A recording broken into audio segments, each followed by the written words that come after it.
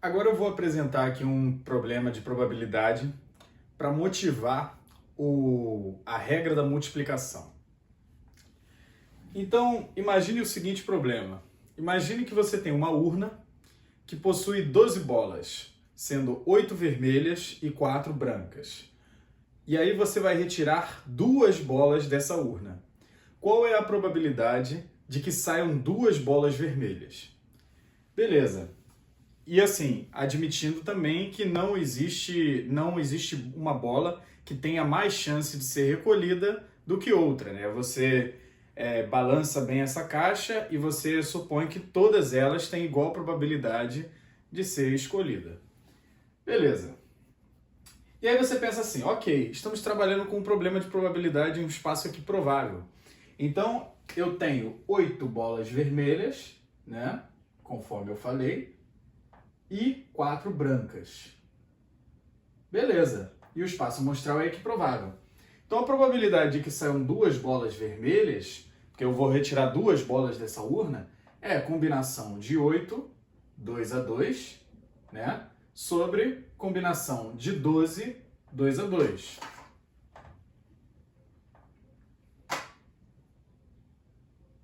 Beleza. Então essa é a probabilidade de que saia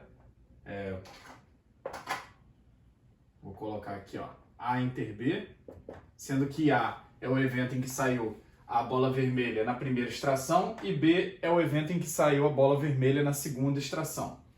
Beleza. E eu poderia calcular, como isso aqui é 8 vezes 7 sobre 2, sobre 12 vezes 11 sobre 2, né? Sobre 2 fatorial, né? Aqui é 2, né? Eu posso também cancelar isso aqui, eu poderia fazer com 8 vezes 7 sobre 12 vezes 11, né? Que é igual ao arranjo de 8, 2 a 2 sobre o arranjo de 12, 2 a 2. Não faz diferença você fazer esse cálculo utilizando combinação ou utilizando o arranjo, porque com a fórmula da combinação, você vai dividir por 2 em cima e embaixo. E se você está efetuando a mesma operação no numerador e no denominador, isso não vai alterar em nada o resultado. Então você pode tanto considerar como arranjo quanto como combinação. Beleza. Essa é uma forma de resolver esse problema. Existe uma outra forma que eu vou mostrar para vocês agora, que é o seguinte. Quando eu mostrei a fórmula da probabilidade condicional, eu mostrei o seguinte, que a probabilidade de A dado B é igual à probabilidade de A interseção B sobre a probabilidade de B. Beleza? Isso aqui é o que a gente usa para calcular a probabilidade condicional. E se eu quiser calcular a probabilidade da interseção? Ora, então vou fazer o seguinte. Vou fazer P de A interseção B, tem um 1 aqui, né? Multiplico o cruzado. Aí eu vou ter P de B vezes probabilidade de A dado B. Então, assim, a gente passa a ter um novo método de calcular a probabilidade da interseção de dois conjuntos, e esse novo método é uma fórmula que é gerada a partir da fórmula de probabilidade condicional. Como que a gente pode usar essa fórmula para calcular a probabilidade de saírem 2 bolas vermelhas nesse exemplo aqui? E aí, só para esclarecer, né, o evento A é sai bola vermelha na primeira extração.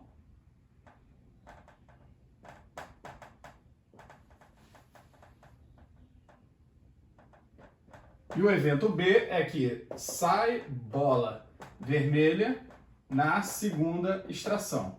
Beleza. Então vamos lá, vamos usar essa fórmula aqui e aplicar ela nesse problema aqui da urna. Beleza. Então vou apagar aqui a simples dedução, né, que eu fiz aqui. Vou apagar isso aqui também, né, que isso aqui é a outra forma de resolver o problema, né. E aí vou resolver utilizando a fórmula que eu acabei de escrever aqui, né? Que é o P de, no caso aqui também, né? P de B dado A. Beleza. Eu tinha escrito como P de B vezes P de A dado B. E aí, só para esclarecer uma coisa muito importante. Eu tenho P de A dado B igual a P de A interseção B sobre P de B. E eu tenho P de B dado A igual a probabilidade de A interseção B sobre P de A. Multiplicando o cruzado, eu vou ter aqui duas fórmulas possíveis. Eu vou ter essa aqui, que é a probabilidade de A interseção B igual a P de B vezes P de A dado B. E eu vou ter também essa outra fórmula aqui, que é P de A interseção B igual a P de A vezes P de B dado A. Tanto faz eu usar uma ou outra. Isso aqui é igual à probabilidade da interseção e isso aqui é igual à probabilidade da interseção. Então, eu tinha escrito essa aqui de cima. Mas eu vou escrever agora, para facilitar as minhas contas, essa aqui, essa outra aqui que eu acabei de mostrar para vocês. É exatamente o mesmo método. Eu chego aqui e eu consigo chegar na probabilidade da interseção, só que aqui eu estou utilizando valores que são diferentes. Aqui é a probabilidade de B, aqui é a probabilidade de A, e aqui é de A dado B e aqui é de B dado A. Então, o que vai vir aqui depois da barra, né, o dado A, é a probabilidade do que veio antes. Dado B, é a probabilidade do que veio antes, que é o B. Beleza. Então, vamos lá resolver esse problema.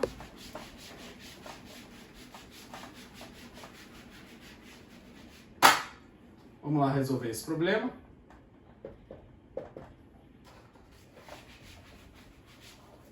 Então, qual é a probabilidade de A? Eu quero aqui que saia a bola vermelha na primeira extração. Ok. Então eu vou fazer uma representação gráfica aqui para vocês, que vai ser a seguinte.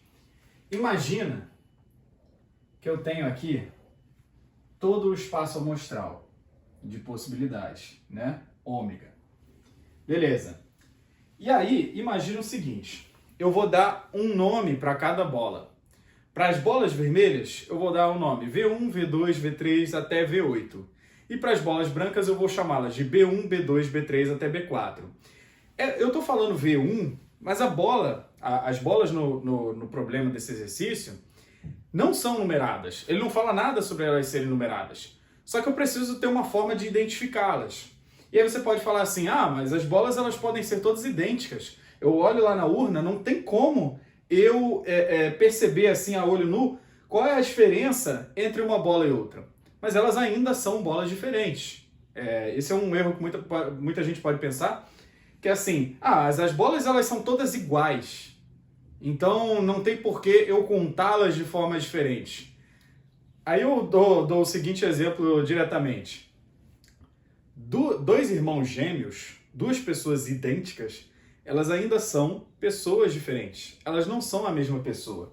Imagine que essas duas canetas aqui, imagine que se ela fosse da cor azul, elas, por mais que elas fossem idênticas, elas ainda seriam canetas diferentes. Então, eu vou representar cada possibilidade como um par ordenado. Então, se saiu a bola V1 na primeira extração e saiu a bola V2 na segunda extração, eu vou representar dessa forma. Beleza. Então eu vou ter aqui muitas possibilidades. Eu tenho 12 bolas, eu vou ter 12 vezes 11 possibilidades de pares ordenados aqui. Beleza. Só que aí eu vou ver o seguinte, eu vou agrupar aqui, e aí eu tenho todas as bolas que começam com o V1 na primeira posição do par ordenado. Então eu vou ter aqui um subconjunto, aqui dentro do espaço amostral, que são todas as possibilidades em que o V1 está aqui. Então, V1, V2, V1, V3, e assim por diante, até o V1, B4, né? Que é sair primeira bola vermelha, né? V1, e depois sair a bola branca, B4. Beleza. E aí eu tenho aqui todos em que começa com V2. Eu posso ter V2, V1, posso ter V2, V3, e assim por diante. E aí eu vou repetindo isso. Aí eu tenho aqui o subconjunto das bolas que começam com o V8. Né? Aí tem o V8, V1 e assim por diante. Beleza. Aí eu vou ter aqui os subconjuntos que começam com B1, né? Aí B1, B2, por exemplo, B1, V1 e assim por diante. E aí eu vou fazer até o B4, né? B4, V1, por exemplo, B4, V2 e beleza. E assim por diante. Qual é a probabilidade de que saia bola vermelha na primeira extração? Olha, eu separei aqui os subconjuntos em que a bola vermelha está na primeira extração. Então é o V1, V2, V3, V4, V5, V6, V7, V8. E aqui eu tenho 4 subconjuntos, eu coloquei os 3 pontinhos aqui para ocultar os subconjuntos que começam com B2 e com B3. Então, dos 12 subconjuntos possíveis que eu poderia formar, eu tenho 8 deles começando com uma bola vermelha, que é do V1 até o V8. Então, a minha probabilidade, P de A, né, de obter uma bola vermelha na primeira extração é 8 dozeavos. Porque em 8 dozeavos do meu espaço amostral, eu vou ter uma situação em que a bola vermelha saiu como a primeira. Beleza, então já calculei aqui o P de A, 8 dozeavos. E aí eu vou apagar aqui, e aí eu vou dizer o seguinte. Qual é a probabilidade de B dado A? Então eu estou perguntando qual é a probabilidade de que saia a bola vermelha na segunda extração, dado que já saiu uma bola vermelha na primeira extração. Ou seja, eu tenho aqui uma redução do espaço amostral. Toda vez que a gente trabalha com probabilidade condicional, a gente vai se lembrar que a gente precisa se lembrar de que houve uma redução do espaço amostral. Então agora eu não posso contar todas as possibilidades do meu espaço amostral. Se já saiu uma bola vermelha, pode ter sido a V1, a V2, a V3, até a V8. Vamos supor aqui, sem perda de generalidade, que foi a V1. E aí eu vou dar um zoom aqui nesse subconjunto, e aí eu vou ver o seguinte. Eu só vou ter um dos subconjuntos. Eu estou dando um zoom aqui nele.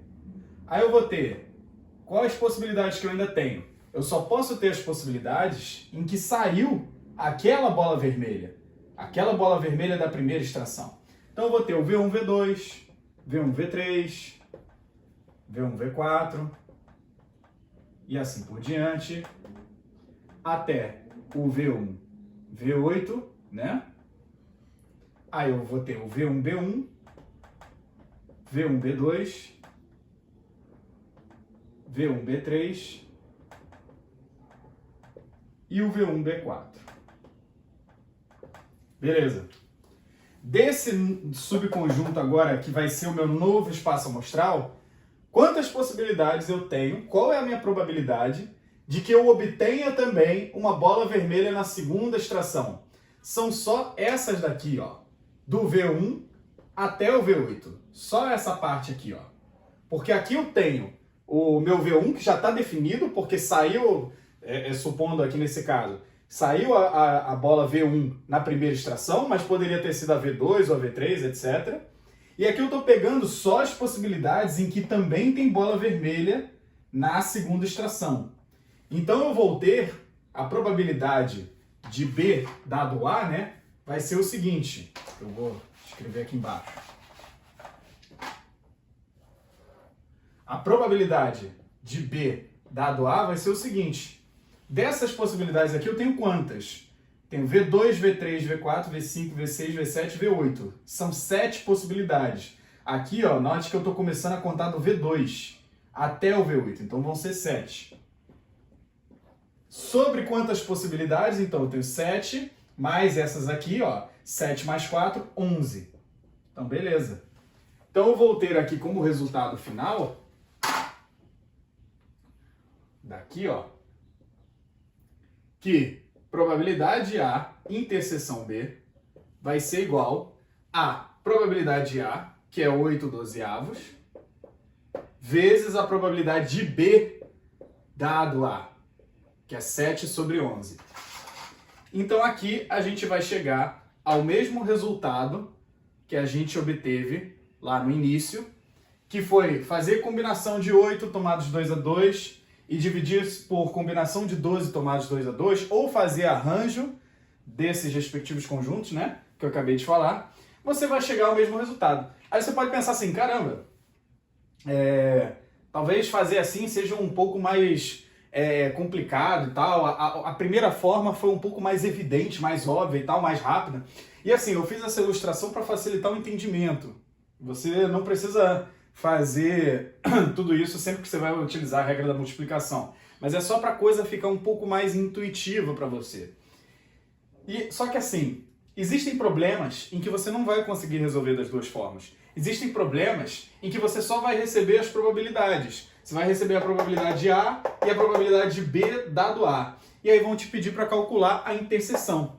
E aí você vai pensar, caramba, como que eu faço utilizando análise combinatória, utilizando combinação? Nesse tipo de caso, geralmente você não vai conseguir resolver dessa forma. Você vai ter que multiplicar as probabilidades para chegar à probabilidade da interseção. Então, é isso. Eu acredito que já foi aí uma boa explanação aí do assunto. E vou fazer aí um vídeo em seguida para mostrar um exemplo do que eu acabei de falar. De um exemplo em que você não vai utilizar análise combinatória, não vai conseguir utilizar análise combinatória e vai ter que resolver multiplicando as probabilidades. É isso.